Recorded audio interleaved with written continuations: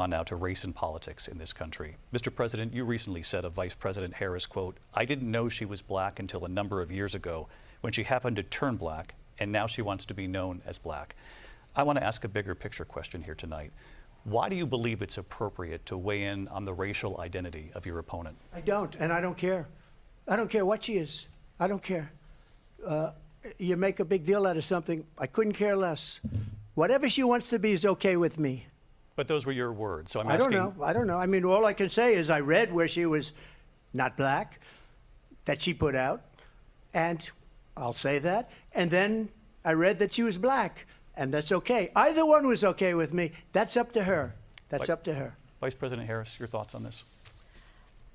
I think it's, I mean, honestly, I think it's a tragedy that we have someone who wants to be president who has consistently, over the course of his career, attempted to use race to divide the American people.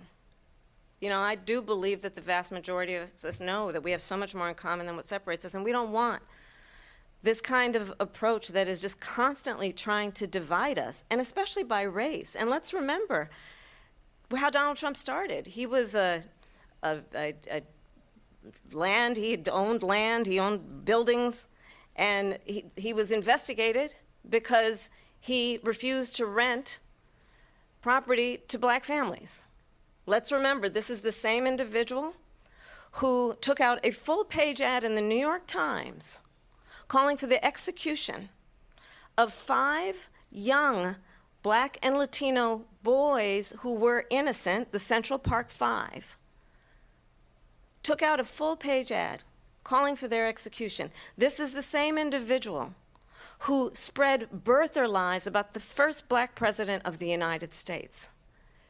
And I think the American people want better than that, want better than this, want someone who understands, as I do, I travel our country.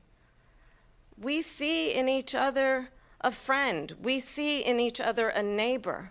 We don't want a leader who is constantly trying to have Americans point their fingers at each other. I meet with people all the time who tell me, can we please just have discourse about how we're going to invest in the aspirations and the ambitions and the dreams of the American people? Knowing that regardless of people's color or the language their grandmother speaks, we all have the same dreams and aspirations and want a president who invests in those, not in hate and division. Vice President Harris, thank you. Lindsay? President